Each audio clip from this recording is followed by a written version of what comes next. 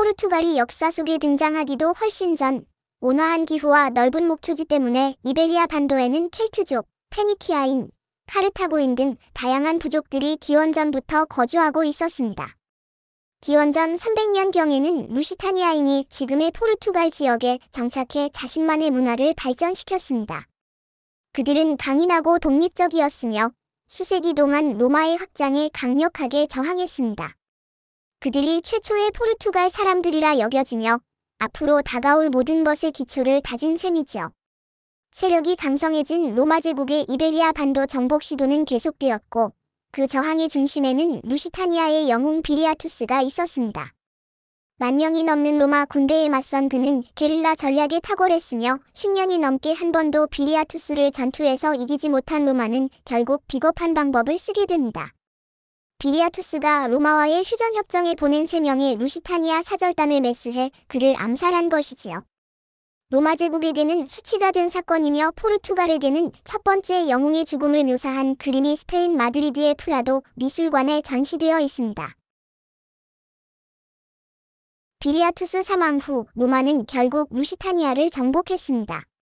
수세기 동안 로마인들은 언어, 도로, 도시를 남기며 이 땅의 문화를 형성했습니다. 오늘날 차베스의 인상적인 다리처럼 포르투갈 전역에서 로마의 영향력을 여전히 볼 수 있습니다. 하지만 로마 제국은 결국 무너졌고 5세기에 게르만족인 서고트족이 몰려와 자신들의 왕국을 세웠습니다. 그들은 자신들의 문화와 전통을 가져왔고 이는 포르투갈 역사의 풍부한 색채에 더욱 기여했습니다. 8세기에 들어서자 새로운 세력이 등장합니다. 북아프리카에서 온 무어인들이죠.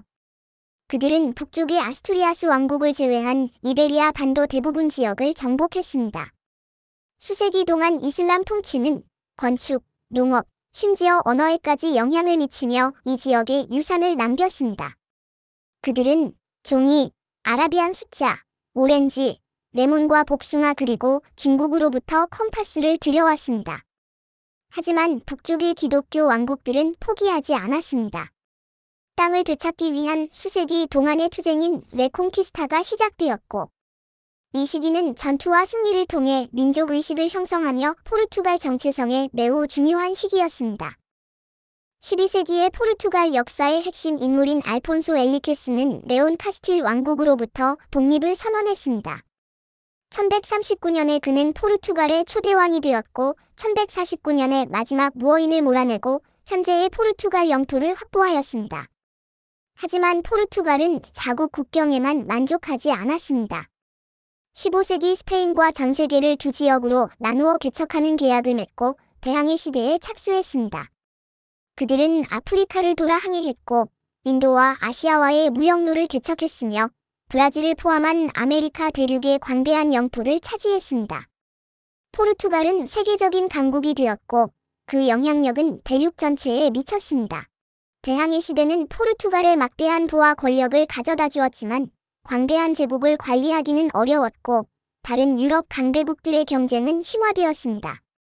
1755년 파괴적인 지진과 쓰나미, 화재가 리스본을 강타하여 도시의 많은 부분을 파괴하고 막대한 인명피해를 냈습니다. 추정에 따르면 리스본 인구 20만 명 중 20%인 4만 명이 사망했고 도시의 85%가 파괴되었다고 합니다.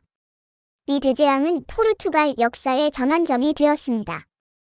리스본 대지진으로 인한 사회적 불안을 관리하고 빠른 속도로 국가를 재건한 인물은 국무총리인 폼발 후작이었습니다.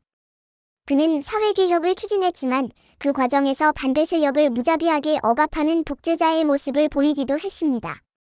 폼발 후작 이후 200년 동안 포르투갈은 11명의 독재적 지도자가 있었으며 그 정점에는 살라자르 총리가 있습니다.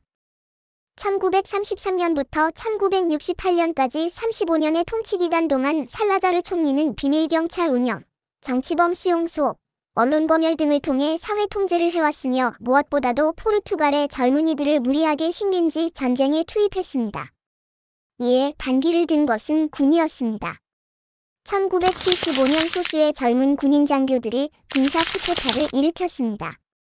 집 바깥으로 나오지 말라는 권고에도 불구하고 시민들이 거리로 나와 군인들의 총부에 카네이션을 꽂아줌으로써 인명피해 없이 독재 정권을 몰아낸 카네이션 혁명이 완성되었습니다.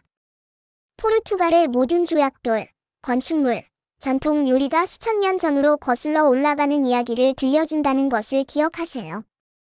이 풍부한 역사는 포르투갈의 바로 그 구조 속에 짜여 있어 포르투갈을 오늘날과 같이 매력적인 목적지로 만들고 있습니다.